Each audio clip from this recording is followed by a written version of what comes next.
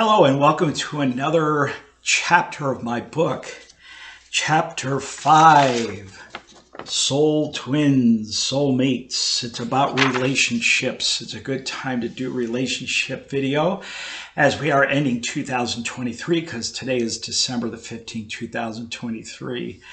And going into a new year, everyone wants, and for those who are single, they want to know whether they're, going to fall in love, and etc. My chapter 5 in my Kindle, Full Moon Messages from the Pleiadians, which is available on Amazon.com. Put in full message from the Pleiadians, and then it will come up as a Kindle book with beautiful photos like these from Andre Below, who is an award-winning photographer and digital creator of these. This is Ayin, my soul twin brother, from the Pleiadian councils and the upper councils. You can see their light bodies are very beautiful, much more beautiful even than our physical flesh bodies, even though sometimes we think these are the most beautiful bodies in the universe. There are a lot more beautiful bodies than ours, but we do have beauty in ours. I'm not trying to, discredit our own physiology. Relationships are very difficult these days because everyone is processing things very quickly. Teenagers with the phone, spending 4 hours, 3 hours and more sometimes on the phone, going through sampling, having a relationship with a phone is very damaging to having lasting relationships, because they feel that relationships should be as process as quickly as the phone that they're having a relationship with, and of course that's not good foundation for long-lasting relationships. Other reasons why is everyone's too busy with their vocations. They devoted so much time to their work that they don't have enough time for their families and their children, and that's become a disaster in society, where violence is taking over, gun violence and other things, other activities, where people, parents just aren't paying attention. They can't. It's not their fault. It's just that they're trying to keep up with the cost of living, and sometimes that can be very difficult in bringing up and having relationships with your children. So I wanted to read a little bit about some of the question and answers that I asked Ayin, my soul twin brother, from the 6th dimension. We are on the 3rd dimension. So I put here one of his favorite topics is actually talking about this. Talks about the oversoul that we have. We have individual souls, and your individual soul came from an oversoul on a different dimension that was broken up into 12 equal parts. You're one of them. So you have 11 other soul twins. Now, soul twins are different than soulmates. I'm going to read from my book.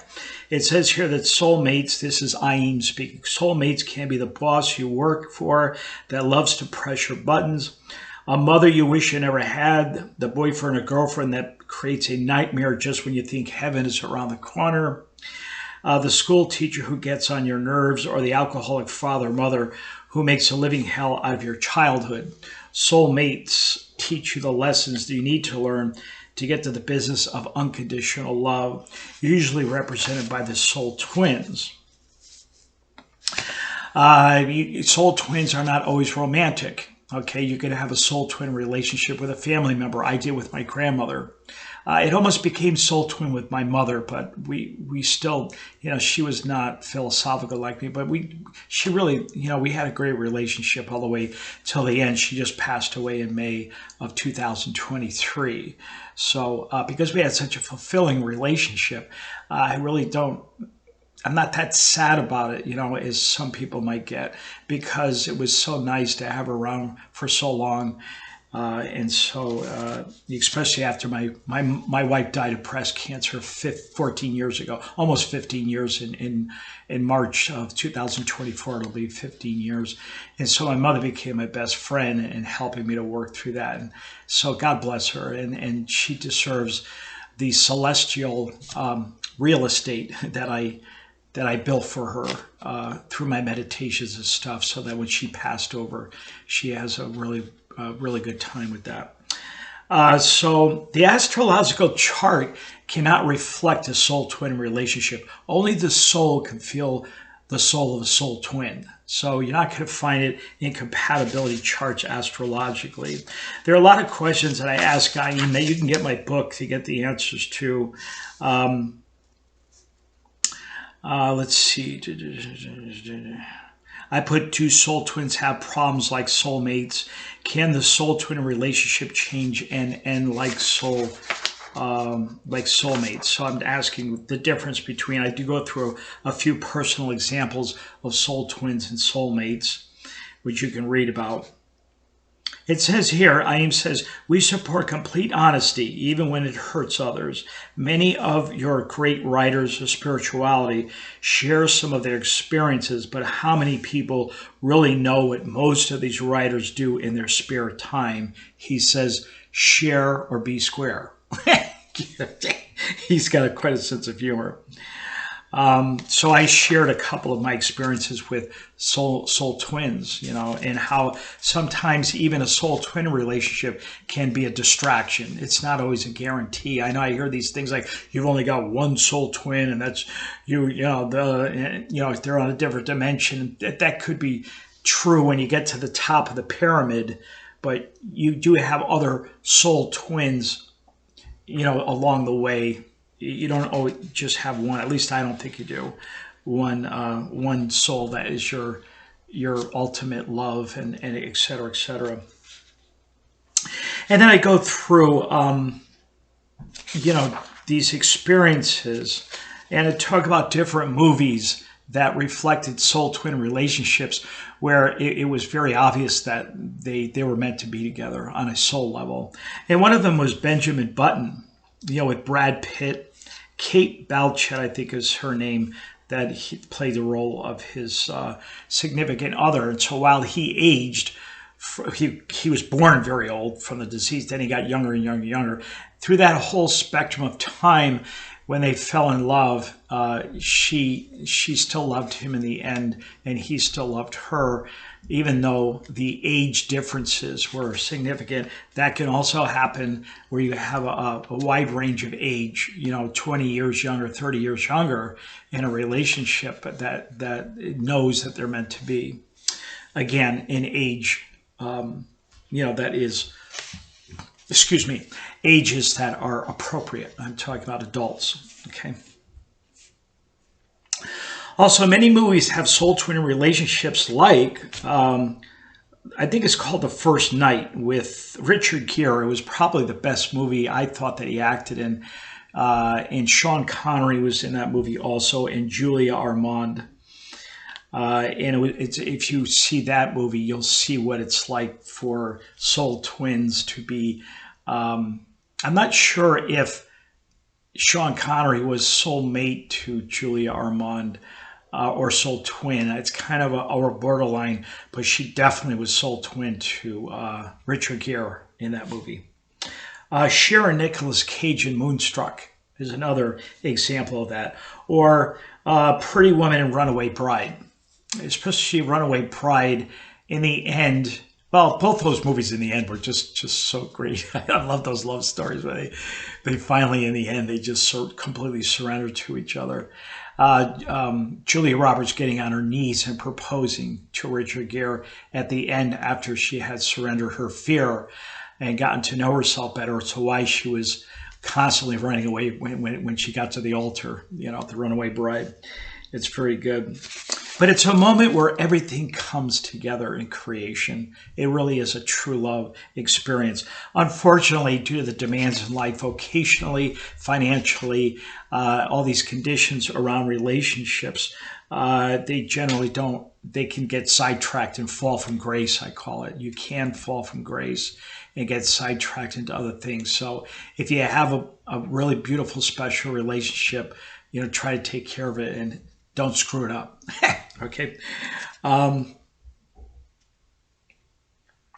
light of love vibrates at a much higher rate than the third dimensional vibration on Earth. Since most humans are out of touch with the higher frequencies of upper dimensional life, they often feel confused, caught off guard when they meet someone that they could share all of their stuff with. So he's talking about the fear that happens sometimes when, especially with soul twins mate, they may be, they may not even, one of them may not recognize the other as a soul twin.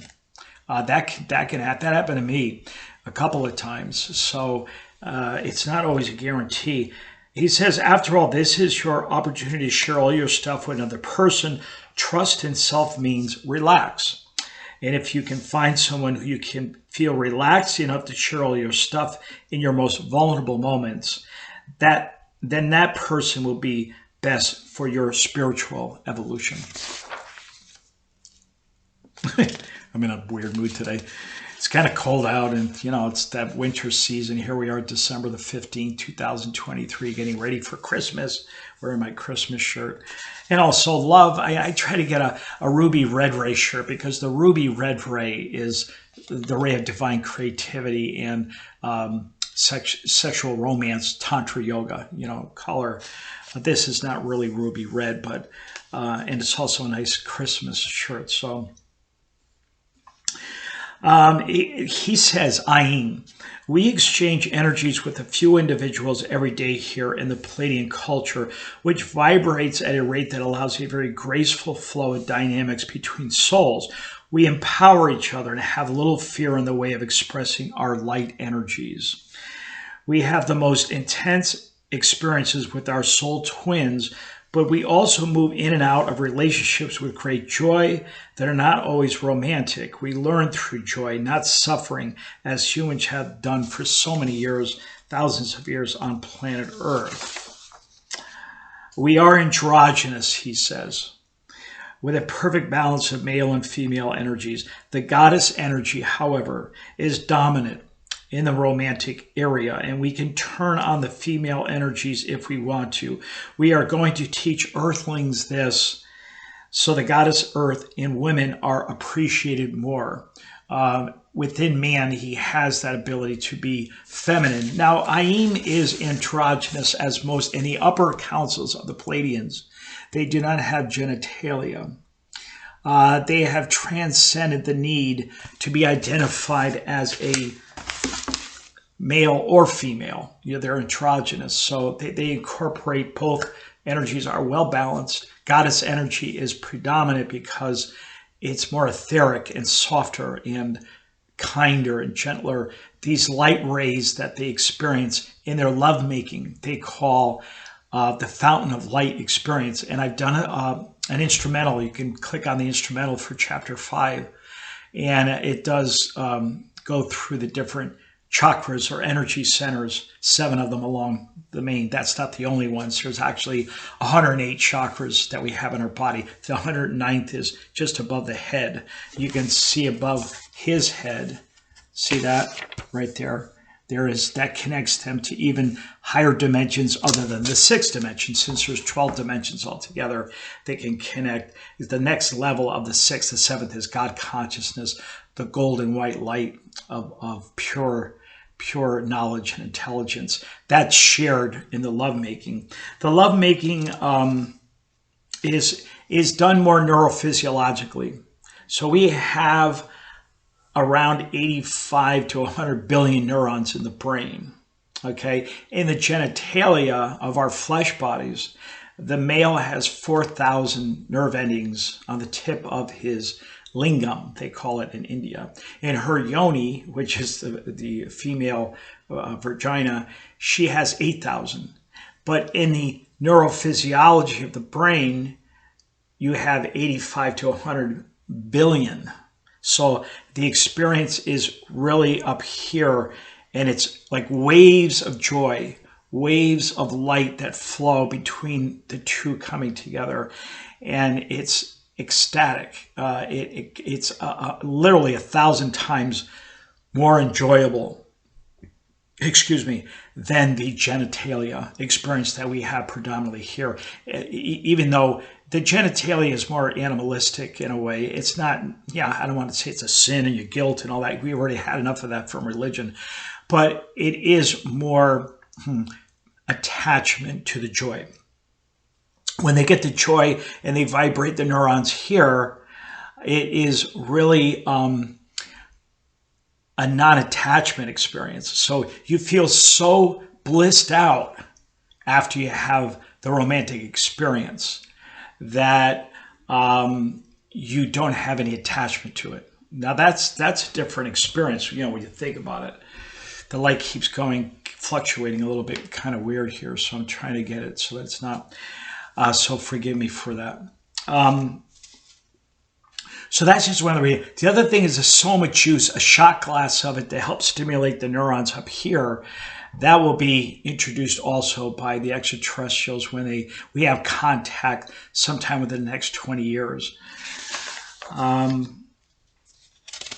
He says we don't identify as opposite sexual beings because the refined etheric body contains within itself both male and female polarities without attachment to outer organs to define our sexual performance. When they have children and stuff, they can dip into the infinite creative intelligence inside and just manifest their children that way. They don't have to go through, all of the all the suffering that we go through here, women especially. I mean, they have to carry the child for 9 months. Then they may have, issues of depression and throwing up and all kinds of stuff. And then the delivery could be even hard. There, they don't have any of that. So they've grown out of that. It says they've grown beyond the need to identify with our bodies, the polarity struggle. They do not, he doesn't, when I ask him, because he's an intimate part of me, by the way. So I'm not channeling and my voice changes and all that. So when I go within and ask in the third eye, I get these subtle feeling, more of on a feeling level messages. They can't relate to heterosexual, homosexual, transgender, all these different categories that we have here in our flesh bodies on Earth. He said that there's none of that. They don't understand. They can't relate to it. Because they are androgynous and they don't have any genitalia that really differentiates themselves as solidly as a male-female. They have the appearance of it. The female girls, they look so beautiful. The men look handsome, but they also look beautiful. So they're not as attached to the physical flesh bodies like we are. They have light bodies, etheric light bodies. He says, we worship the goddess energy and life. Earthlings suffocate it and get themselves into all kinds of trouble by letting male energy take over. We talked about the Tantra yoga groups, here on planet Earth. And I said, well, is your Tantra yoga like similar to that? He said that we experience here maybe 20% of what they experience. So their experience of Tantra is 80% more complete of what in the neurophysiological climax. And through the aid of soma juice, which is not affiliated with hallucinogenic drugs or mushrooms or this sort of thing, even marijuana, it is just able to, I've read in the 9th mandala of the Rig Veda, where they talk a lot about the soma plant and crushing the soma juice, the golden hued soma, that if your belly was full of soma, you could eat nails and it would digest those nails. So it completely wipes out any digestive issues. And then you alchemate, so your neurophysiology is getting, I don't know why the light keeps going in and out. When I move physically, maybe move away. At any rate, it's driving me crazy sometimes. Then he talks about, the neurophysiology of the brain is 1,000-time climax. They call it a neurophysiological climax. And it's called the fountain of light experience. And when you'll see a little bit of that on the piece of music that I developed for this chapter. Childbearing obviously is not needed there. And I go on to talk a little bit about the other aspects of merging with soul twins a little bit. Also, the idea that sometimes even a soul twin can be a distraction from your own relationship, soul twin relationship with yourself really is the most important. They get that very naturally in the higher dimensions because they have such a experience of bliss, up there, especially in neurophysiology, that they don't have the loneliness and the need and the, this drama that creates around relationships where you become codependent on somebody emotionally or whatever. There's no stalking up there and raping and all that kind of stuff that we have here in a flesh body. He says you stay in relationships for the money, the fancy car ride, a ride on the motorcycle, the vacation trips, the family inheritance of property, the way the person looks, the position one has in the public, the cultural rules and regulations handed down for centuries, or whatever else turns you physically on. This creates nightmares in families, he says.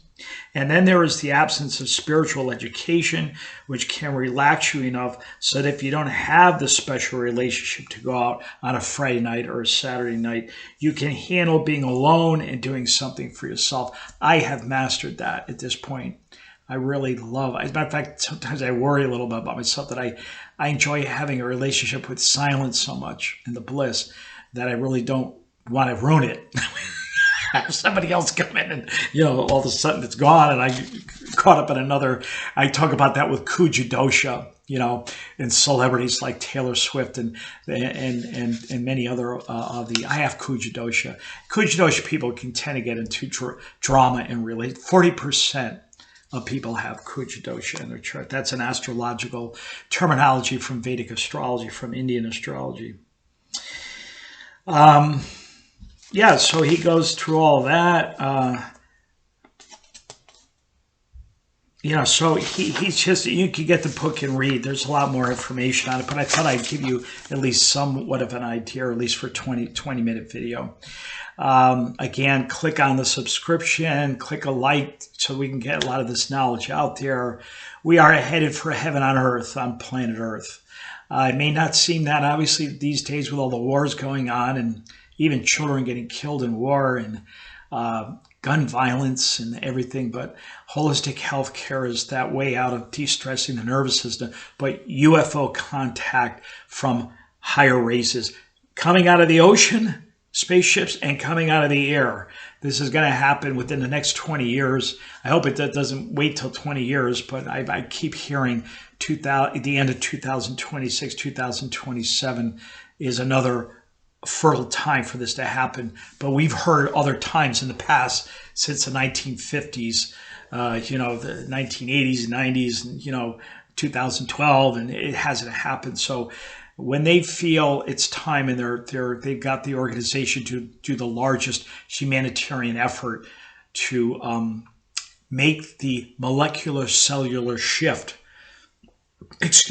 so that we're going from 3-dimension physical flesh bodies into more refined etheric within a 300-year period after they make contact, we'll be really way up there. But it's going to change dramatically anyhow before that. So I'm saying by the end of this century, we're in a golden age, an age of enlightenment.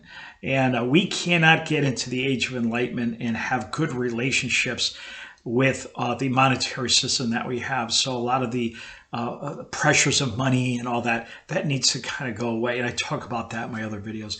So thank you for listening.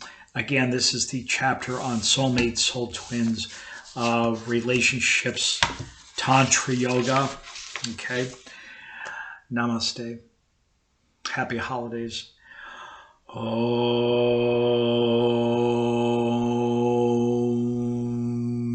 Swaha.